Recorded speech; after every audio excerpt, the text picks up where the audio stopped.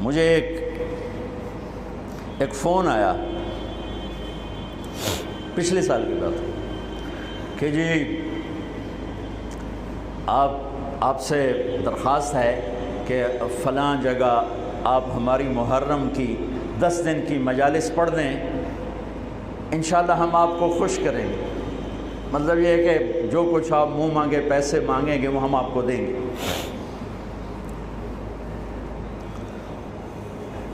میں نے کہا میں نے نیت کی ہوئی ہے اللہ اس کے رسول کے گھر کا مراسی بننے کی۔ جس گھر کا مراسی ہوتا ہے نا دوسرے گھر سے مانگتا نہیں ہے۔ ہمارے جو مراسی آتے ہیں نا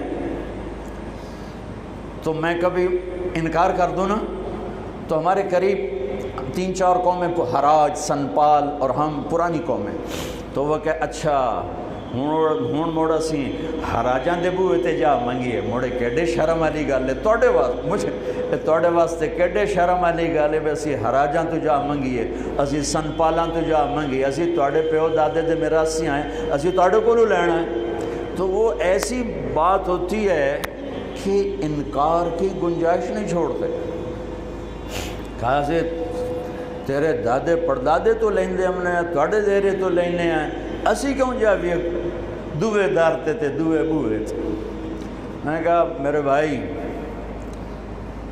میرے لیے تو سارا سال ہی محرم ہوتا ہے، میرا کوئی بیان اس گھر کی تعریف سے خالی نہیں ہوتا ہے، کبھی کوئی نکل جائے بات ادھر ادھر تو الگ بات ہے کہ میں نے نیت کی ہے کہ میں اس گھر کا مراسی بن کے مرنا چاہتا ہوں۔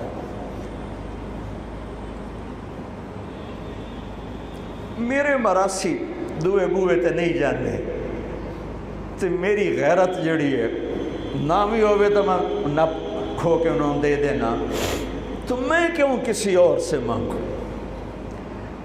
مجھے اگر لینا ہے تو اسی در سے لینا ہے، یہاں کچھ نہیں لینا۔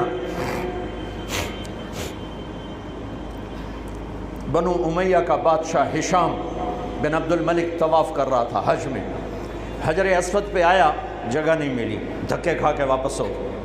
امام زین العابدین تشریف لائے تو ایک دم مجمع پیچھے ہٹ گیا اور آپ نے بوسہ لیا اور آگے چلے گئے۔ اس کے ساتھ شام کے عرب سردار نہیں پہچانتے تھے، وہ حیران ہو گئے کہ بادشاہ کے لیے راستہ نہیں دیا اور اس کے لیے راستہ دیا، یہ کون ہے؟ کہنے یہ کون ہے؟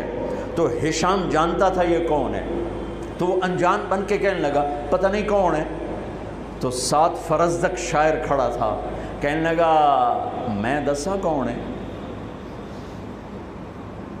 انہوں نے کہا دس۔ فرزدق بہت بڑا شاعر تھا، تو اس نے 35 اشعار کا فی البدی قصیدہ پڑھا جس کی ابتدا ہے هذا الذي تعرف البطحاء وطعته الحل يعرفه والحرم ما قال قط لا الا في تشعهده لولا التشعهد لكان لاؤه نعم۔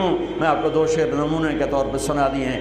یہ وہ ہے جسے تم تو نہیں جانتے ہو لیکن اللہ کا گھر بھی جانتا ہے اور مکے کا ایک ایک پتھر جانتا ہے اور ایک ایک پہاڑ جانتا ہے۔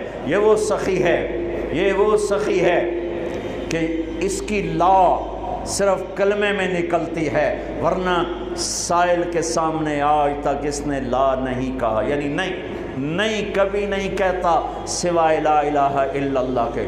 اس کو اتنا غصہ چڑھا اس نے اس کو عصفان میں قید کرا دیا۔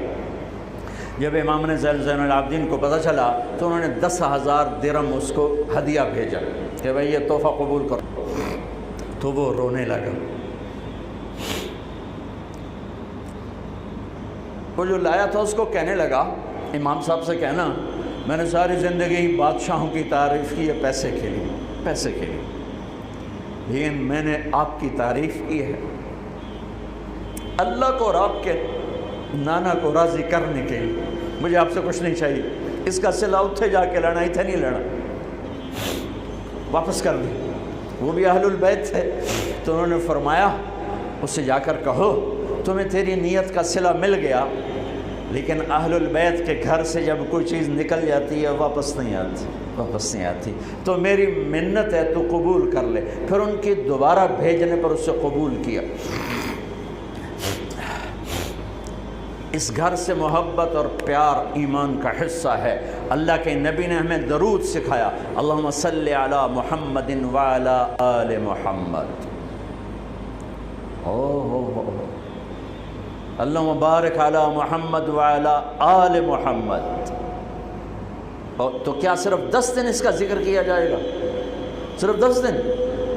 ہر التحیات کے درود میں علی آل محمد، علی محمد وعلی آل محمد، علی محمد وعلی آل محمد، 10 دن. اور اس پر بھی بھاؤ تاؤ کیے جائیں.